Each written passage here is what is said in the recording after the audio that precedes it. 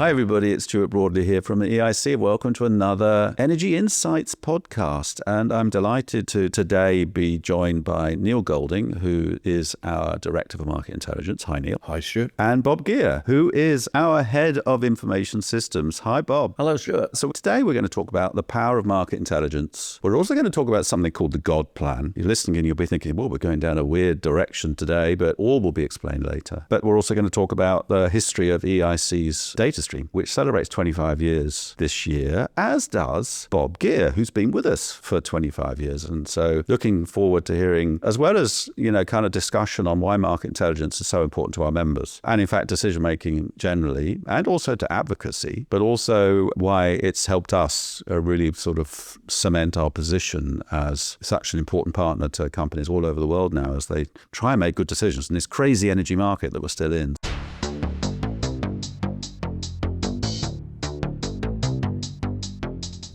So anyway, let's start with a quick introduction. So Neil, it's nice to see you again. You've been with us for 17 years, not quite 25 years, but that's a fair odd jaunt. Tell us a little bit where it all started for you and what your role is. Yeah, of course, Stuart. Well, let me go back to when I left university first off, because that is important in the whole context of why I am in the role that I'm in now. Joined a company called IHS, now S&P. Joined there as an analyst and was looking at the Australian oil and gas market. And rather interestingly, many of those projects that I was looking at 25, 26 years ago, still seeing those going into development now. So I started there, became a product man whilst I was at IHS and released a product in 2005, a brand new product relating to geophysical and seismic data. However, love got in the way. It's a bit personal probably. And I got married and my wife and I had an agreement, whoever got the better job first, the other person had to move to that city. And hence I had to move to London from a chicken shed in Gloucestershire. Seems like a good decision. Chicken shed's pretty smelly. Yes, you could still smell it, I think it's fair to say. But joined EIC, like I say, over 17 years ago now, as an analyst. Brought in to cover what was a new and emerging sector, offshore wind. There were growth opportunities there, whilst also being able to focus on some of the other geographies that I previously looked at in terms of India, Australia and other markets. And I was the seventh person at the time to join the market intelligence team that at that time was known as BI. And led by Dr. Phil Goddard. As it happens, that team began to grow. Not long after that, we expanded into the Middle East and into the Brazil market as well, bringing in some great analysts in both those markets, one of whom, Pietro Ferreira, has obviously just left us, but was brilliant in raising our profile in the Brazilian market specifically. But yeah, my role evolved, became a senior, then became head of oil and gas, then head of market intelligence, and then now director of market intelligence and overseeing all of the industry sectors. And it's been a wonderful journey, and to see the team grow now from what it was 7 people to near 50 people globally, it's just been a wonderful journey so far, and I expect further growth in the future as well. Yeah, absolutely. No, the team's amazing what they do, and perhaps we can talk some of those stages of growth through today's discussion. Bob, I'll come to you. So 25 years, congratulations on making it. Obviously, it's very interesting that kind of the history of DataStream is the history of Bob Gear somehow, but let's go back before that. Where did it all start for you? Well, I started in local government, spent about 10, 15 years there, firstly in the Inner London Education Authority. And then when I moved to Ealing, that's when I got my first job writing software. That was in 1988. I'd been a computer hobbyist since I was about 16, so about 10 years before then. You're still a computer hobbyist now, Bob. And I'm still a computer hobbyist at heart. Yes, absolutely. I don't think that ever leaves you if you've got the bug. And I spent some time in network management, got a CNE, which is a certification for a piece of network software that now hardly exists anywhere, NetWare. And then I joined the EIC, which was a bit of luck because that was exactly the software they were running at the time. So that's what we had. And there I was recruited as an IT manager developer, as a sort of a dual role. Over the years, the amount of operational stuff to be done and the amount of development to be done has expanded, and that role was split. So I became focused more on development. I was a lone developer initially. As time has gone on, the team has expanded, and now we are a team of 6. One of those is the IT operations manager, and I have been promoted to head of information systems. And so in some ways it's gone full circle in that my role involves an element of development and an element of operations as well. But I don't have to do all the operations anymore. We've got someone who's actually much more qualified than I am on that now to look after all of those things. Great, Bob. So I think that's what we all try and do, isn't it? Is to have people around us that know more than we do. So let's go right back to the beginning. So we started as a business in 1943. And I think very early on, there was a sense that we need to provide information to our members. My understanding of our history is it was 1953 where that was formalized into something called information services. Bob, I know you don't remember that far back, but what can you tell us about how it all started from the point of view of us developing market intelligence? It was an optional extra for members, priced at a princely £10 per year. And by 1955, we had 15 companies signed up to that service. And what was this? Was what we were printing documents? It was printed documents, yes, printed documents. There was no email. It was all post by airmail for those overseas, because we had 8 overseas by 1956, the following year. But by 1963, the service was struggling because it was mainly technical advice and news. And I think there was probably at that point something of a need for market information, market intelligence type of information. So everything was done manually. It was just a completely manual process of index cards and typing. There wouldn't have even been any word processors at that point. That would have been one of the big advances when word processing and PCs became generally available, because it was possible then to hold all of that information as documents which could then be edited instead of being completely retyped. I mean, when I started in the EIC in 2000, we had a whole print room and a whole cycle of printing being done, stacks and stacks of paper being printed with committee reports to be dispatched to the committee members. And there were regular stuffing parties where walking around the table, picking up pieces of paper shoved into these big envelopes to go to the relevant people. Stuffing parties. And that's what it was called. It's called a stuffing party. And there's a stat, isn't there, which is one of the amazing benefits when we did finally go digital was, I think, as I read through the board meeting minutes back 25 years ago, that we distributed 500,000 pieces of paper around the world every year. 500,000 pieces every year. Oh, it was a massive operation. Yeah, I kind of sound like these stuffing parties would be good fun to reintroduce, but I don't know how we would do that. But anyway. I mean, the first innovation really in getting rid of those sorts of things was in the computerization of report production. So instead of the report being collated manually and then duplicated, it was possible then. And this is where one of my first jobs was to produce these reports straight out of the computer records that we now had. Now, before we get to that though, Bob, so one of the things we did that sort of step changed the quality of the information that we were putting out there was we started basically learning from other data providers out there, didn't we? And so one of those critical steps was in 1993, where we started subscribing to the European Official Journal. These days, of course, we subscribe to dozens of information and news services, and that's a key part of the way we convene market intelligence and package it all up in a convenient way. There are other parts of data and information that we feed in, not just through subscriptions, but the first one was the European Official Journal, wasn't it? The Official Journal, yes. Mike Freeman, who was then the office manager, used to have to go through that every month and extract from that the relevant contracts that would be of interest to members. And of course, the Official Journal would contain contracts on all sorts of things, not necessarily anything to do with energy. And he had a system which was produced for us by our service company, Doherty Associates, which would highlight various things based on certain keywords to try and narrow the search down. And the thing we always used to laugh at, but that come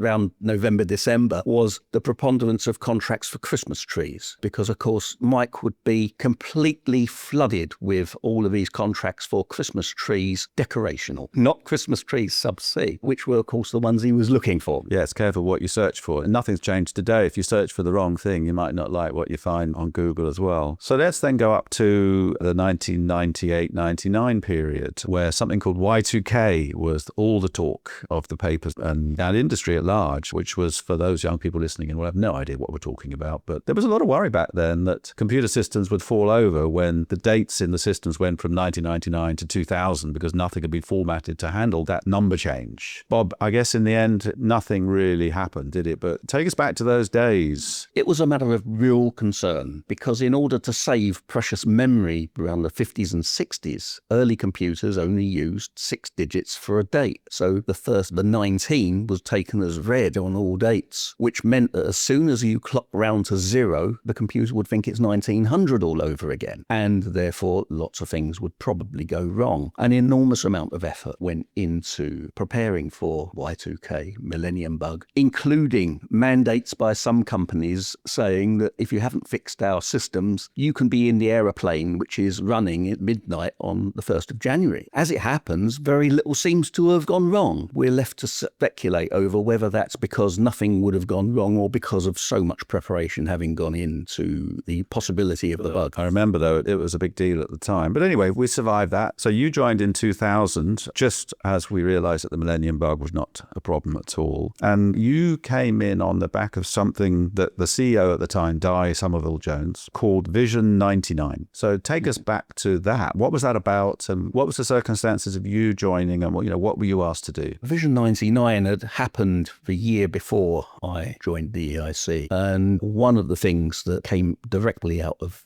Vision 99 was expanding our office network into Singapore and Middle East and Rio. We already were in Houston, but one of the main things was this office expansion. One of the other things was the precursor to EIC DataStream, then called the Projects Database. Other things such as what became the procurement guide also came out of Vision 99. We had our first set of video conferencing equipment then straight out of Vision 99. That was another one of the things. If you're enjoying this podcast and think you have an inspiring story to tell, contact me, Stuart Broadley, directly, as I would love to do a C-level podcast with you too. EIC is proud to be the UK's largest membership energy trade association and the 5th largest in the world. We are unique around the world for 3 reasons. We are truly energy agnostic, believing all energy technologies are vital to delivering energy security, affordability, and a just transition. We are the only energy trade association anywhere in the world that offers a truly in-house one-stop shop for market intelligence, networks, and events to help our members export, diversify, and grow. And we are proud to be the voice of the energy supply chain, advocating for the 5 golden rules of a healthy energy supply chain. More details on EIC membership, the 5 golden rules, details about doing a future podcast with me, and how to contact us about anything else are in the description for this podcast.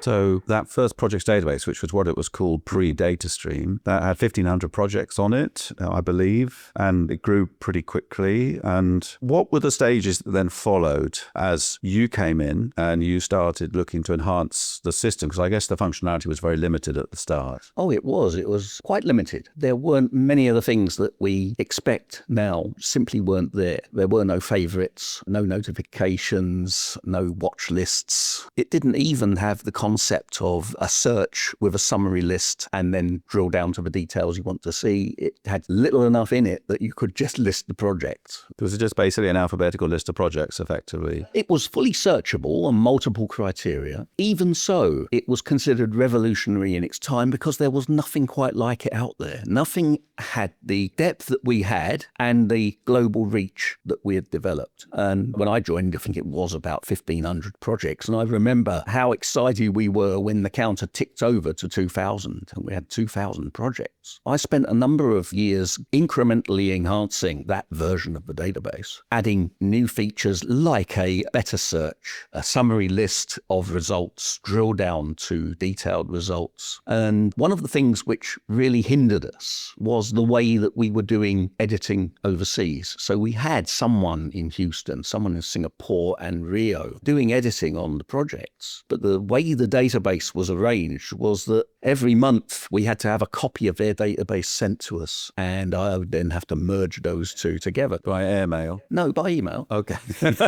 It wasn't quite that bad. But what that meant was that all their projects didn't keep the same numbers and IDs and so on. They were just recreated every month, thrown away and recreated. And the practical upshot of that was that you couldn't refer to any given project reliably by number, meaning that we couldn't run favorites, we couldn't run notifications properly. So one of the first things I did do was to unify the editing so that everyone was operating on the same database. This was Project Crossbow. This was Crossbow. So you loved project names, didn't you? And you came up with Crossbow and then Longbow. Mm-hmm. So what was the origin of these names? And this was back in 2001. Why were these projects important? Well, Crossbow was important because it gave us an online editor that everyone around the world could access simultaneously. There was no batch editing of projects, batch import of projects. It eliminated the PC Anywhere technique that we tried to use to bring everyone in to edit the same database. This Crossbow was a fully online website editor. It was an editor which was on a website, so everybody could get at it, and was far more capable than its Access predecessor. Longbow was a project to completely rewrite the project's database because we reached the extent of what we could do with the Access-based software that we were using at the time. SQL Server, which was its replacement, would give us the possibility of serving thousands of users simultaneously compared to the capability of Access. As to the names, there is no real reason for them at all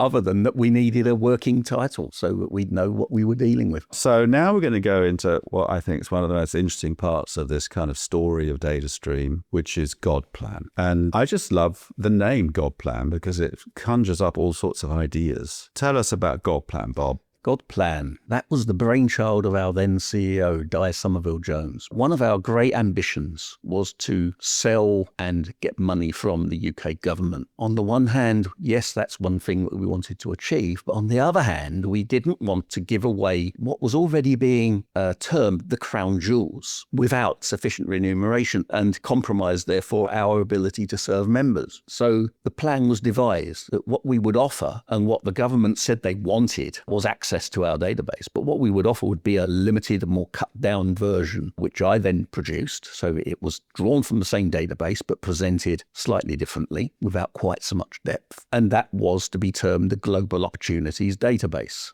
God Plan. So we produced this and we were set up to do a demo in Victoria Street to trade partners. And when was this? This would have been around 2002 or thereabouts. So we were set up for this demo in Victoria Street. And Alan Lewandon, who was the then market intelligence director, came along to do the demo. I went along for technical support, so just in case the computer went wrong. And Alan, he was quite instrumental, wasn't he, in those early days? Oh, he was, yes. He was there right at the beginning. He was the one who first defined the parameters of what was to become the project's database and then DataStream thereafter. So we bought a laptop specifically for the purpose. Ian Leach, who was the person who recruited me in the first place, he was the commercial director, came with me to Tottenham Court Road to a shop where we could just buy a laptop on his company credit card because we didn't have anything suitable in the office. I imagine this laptop was the size of a large brick. It was quite big by comparison with today. I needed a wheelbarrow to get it there. So it was capable enough to do the job. And what I did, because you couldn't rely then on having good internet access in any given office that you walked into, I set it up as a standalone demo running on that laptop. So we took that laptop with us. We also had a second laptop that Di insisted that we go and buy and set up a second one to make sure that there was no possibility of fluffing this demo. We also took our own projector just in case we couldn't get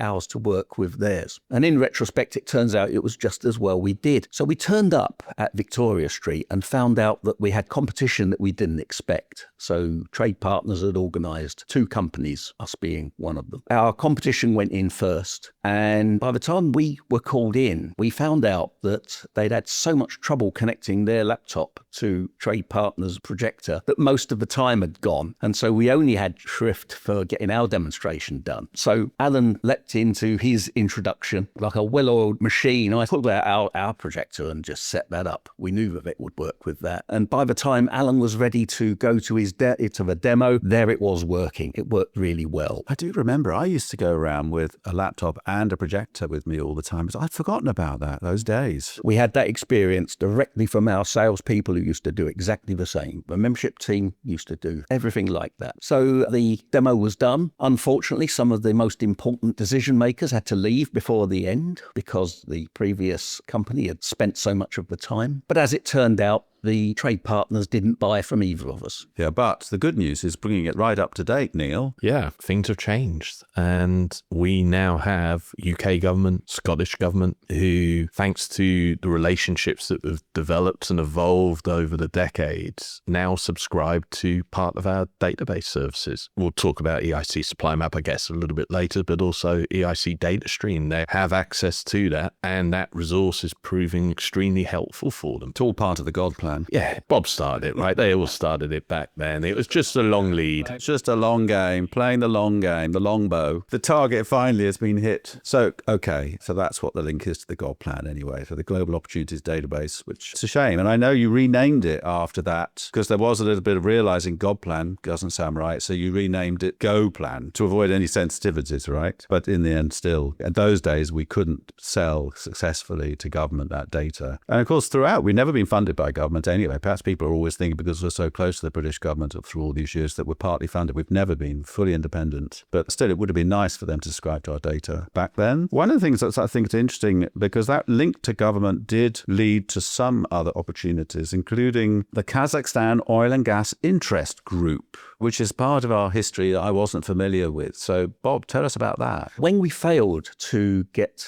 traction on the Go plan, we did two things. The first one was to go it alone and put out a subscription service on the web with online payment to get this cut down version of the database. The plan being that perhaps that would act as a means of doing an upsell to full membership. That was only partially successful. What was more successful was another cut down version done in a slightly different way to specifically serve the Kazakhstan market. And that's where we did get some funding from government to fund one full-time member of staff, the head of COGIG. That was the Kazakhstan Oil and Gas Interest Group. And that was a website which was specifically branded with Kazakh colours and only with Kazakh projects in full detail. And that was something that the government then paid us for. So we've talked about Longbow. I know one of the things when you think back to those days is how it was a real struggle of a project, wasn't it? It was a bit, yes. And we learned a lot about then change management projects and how to do it and how not to do it. Just very briefly, just go back to those days and what did we learn? Because a lot of what you do in your information systems role over the last 25 years has been major change programs for EIC. Because as you say, the crown jewels of what we do is our market intelligence. It's why our members often would say they initially come and join us is for our data, and why they stay with us is because of the quality of our data. But we're always upgrading and improving the way our data is presented and the quality of our data and the convenience of using the data. And Longbow was all about trying to make a big step forward, but it wasn't that easy, was it? So tell us about that. No, it wasn't. I was far too optimistic about what I could accomplish with the resources we had available. And the project itself was subject to some pretty extensive scope creep.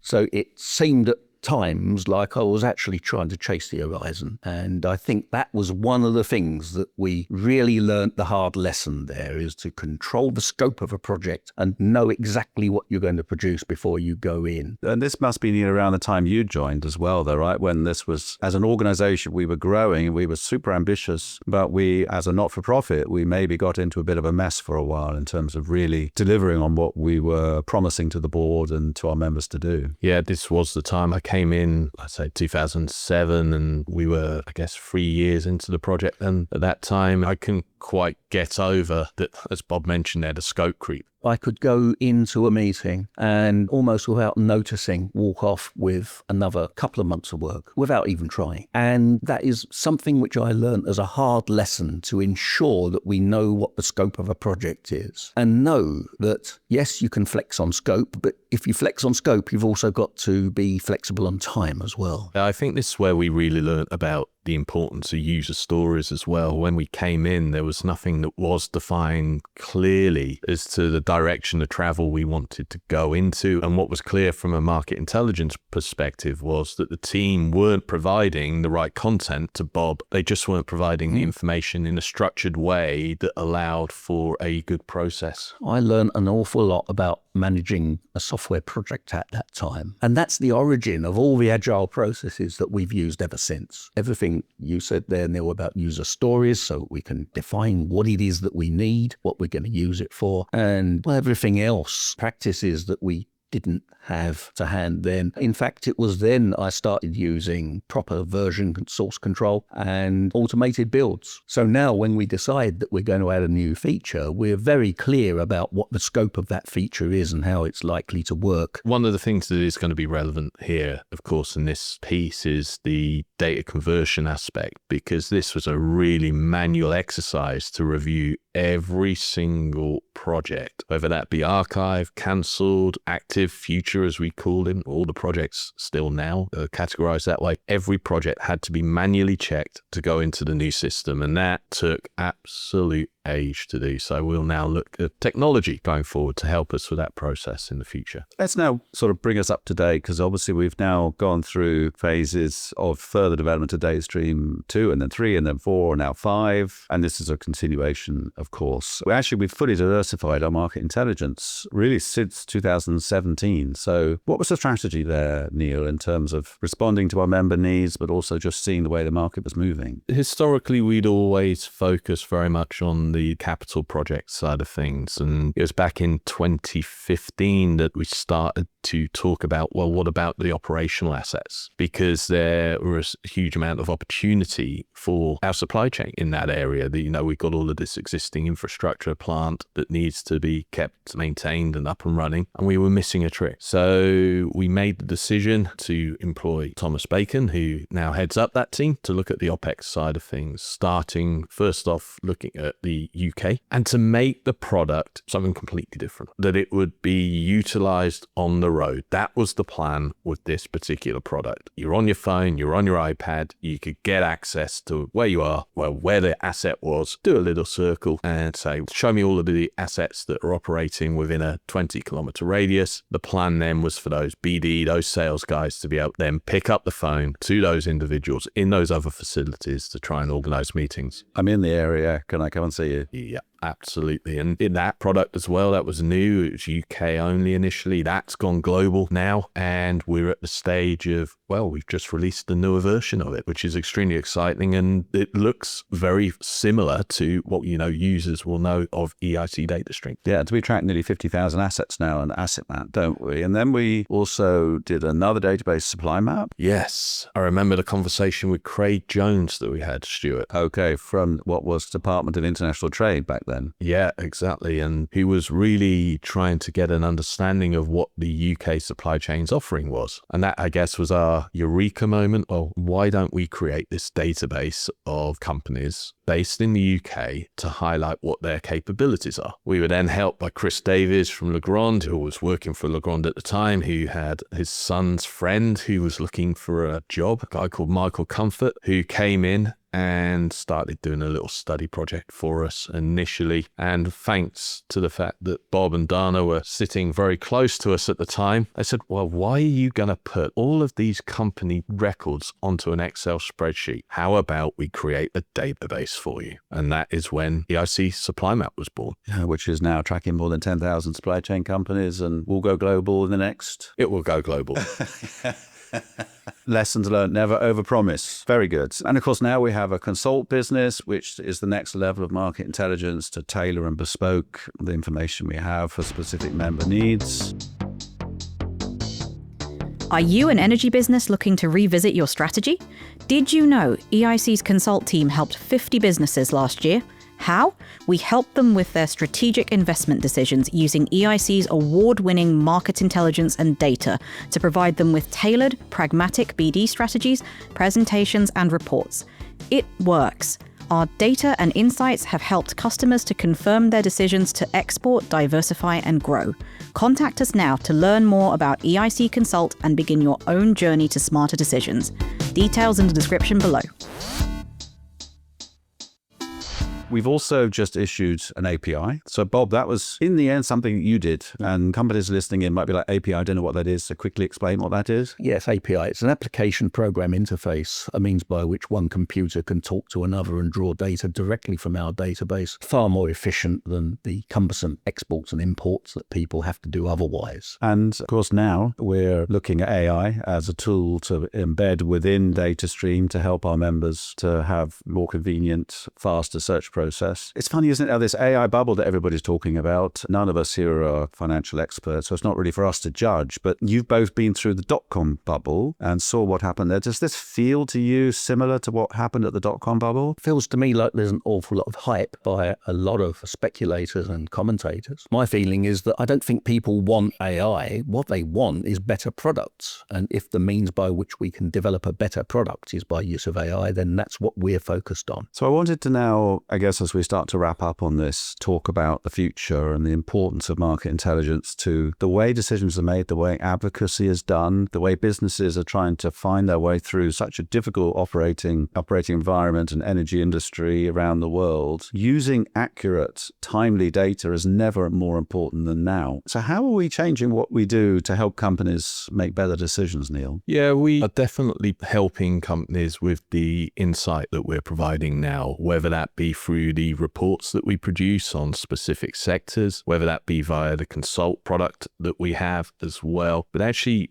every presentation that we deliver now really focuses on the future. Not so much a look back, but what does the opportunity look like going forward? What policy is going to help enable those projects to move forward? And we've changed remarkably over the years. And it's a real pleasure to see highly talented youngsters around the globe come into our organization and always challenge our way of thinking and helping us evolve and developing the products and our insights as a consequence. Yes, we'll look to use technology going forward. Many of the team are already using AI applications to help with the analysis and providing that insight. And we really look forward to utilizing that more going forward as well as a team so that our members can also utilize it in the future at the press of a button. That's the vision ultimately. I'm looking forward to all our data being available on an app. But anyway, that's maybe a project for next year. I wanted to finish with really talking about three things. Firstly, that you talked before about we've gone from, actually it was when Bob joined, 1 analyst, and then Neil, when you joined, 7 analysts, so from 25 years ago to 17 years ago. Now we have about 50 analysts around the world. But what I thought was a brilliant decision that was made was to use our Rio and our Kuala Lumpur offices as our research hubs. Why has that worked so well? Resource is extremely important when we're looking at data, and when you see how the industry has evolved, I think that's something that's really important to highlight as well over this duration. Is offshore wind didn't exist when the database first started. That was seen as the transition sector when I first joined. We've evolved. We're now tracking developments across the hydrogen sectors, the carbon capture sectors, energy storage. We've just moved into data centers. And a lot of these individuals come with that skill set, with that knowledge through their educational background. And that ensures that we're adding quality information throughout, but also the volumes of the information as well. Whereas we previously have quite limited thresholds that we could track because of the limited resource that we had, we're now able to track so many more projects around the globe and across all of the energy sectors. Yeah, we're tracking 17,000 projects in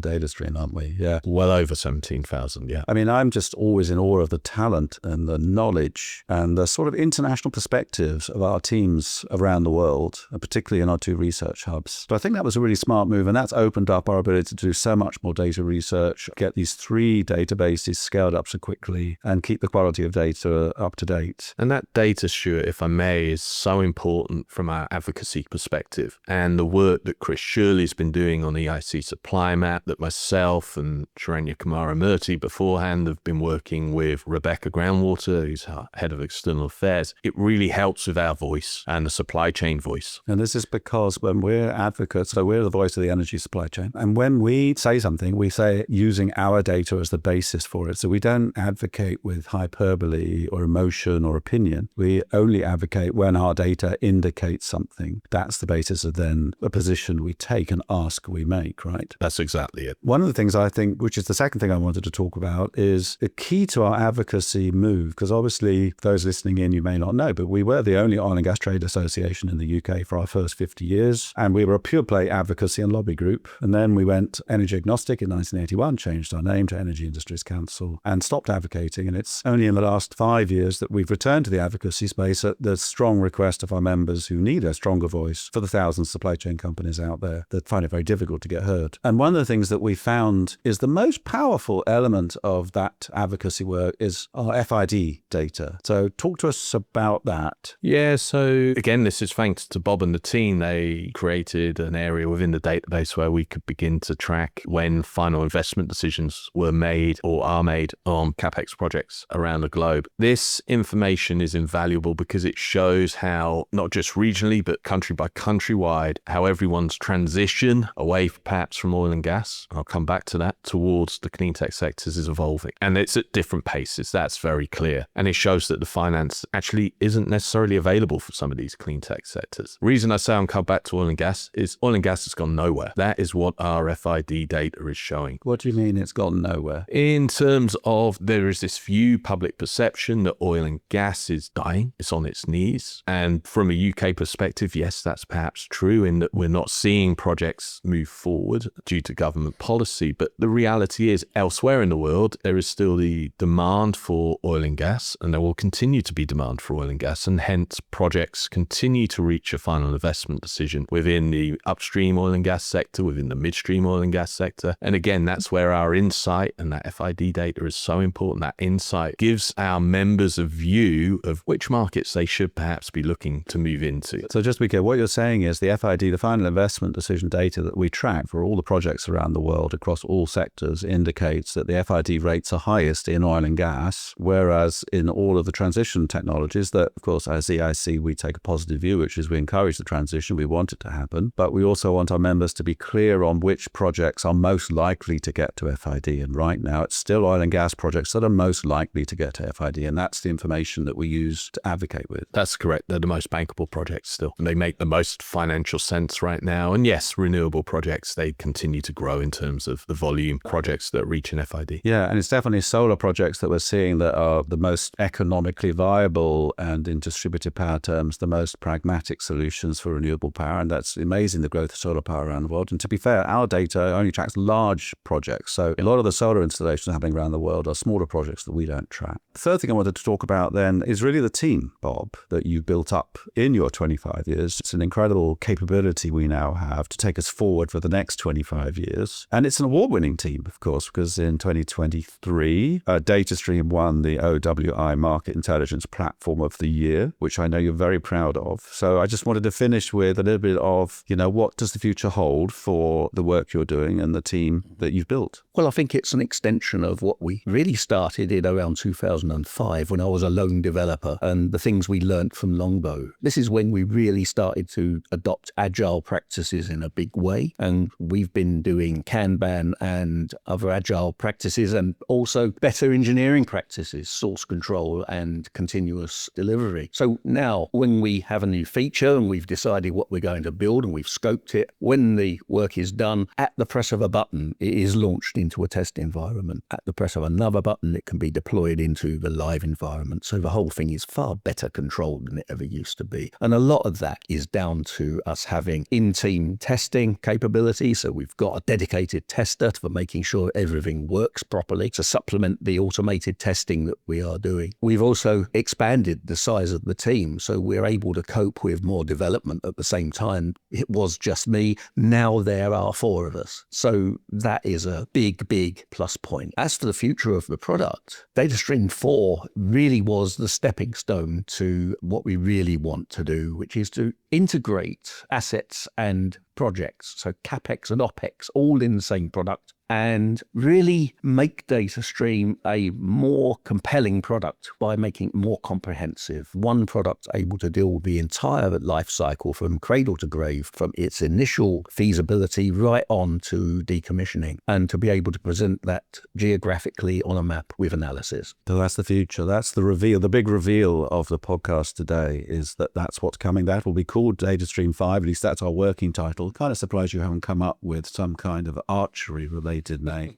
Bob. I can't think of any other archery-related equipment. Quiver? No, I don't want a quiver. Okay, so I just wanted to say a big thank you, Neil, to you and to you, Bob, as well, for firstly sticking with us for the 17 and the 25 years. Huge part of who we are as a business and our success comes from the work you've done and the leadership you provide. So thank you to you both. I think it's just been really interesting, hasn't it, to sort of talk through the key stages of development of market intelligence. And I think around the world, our reputation for quality and trust and partnership and supporting businesses to grow comes from the quality of our people, which then provides the quality of our market intelligence. So I guess that's what I've learned as I've been working on this part of the history chapter, is just how lucky we are to have the crown jewels. Thank you to you both. Bob, another 25 years? I don't know. Computer hobbyist, certainly. Certainly, if I live that long. Yeah. Who knows? Neil, another 17 years? I think probably, yeah. Probably, yes. Yeah. Let's hope so. Thanks again to both of you. Thank you, Stuart. Thanks, Stuart. Well, that's our show for today. A huge shout out to Samara, Lucas and Joao and the rest of our incredible team behind the scenes. This show truly wouldn't happen without them. If you enjoyed this podcast, it would mean the world if you'd hit that follow button. Give a 5-star rating or leave a review. It's the best way to help us keep doing what we love. And as a thank you, I'll leave you with my favourite 5-word joke. Love wind power. Big fan.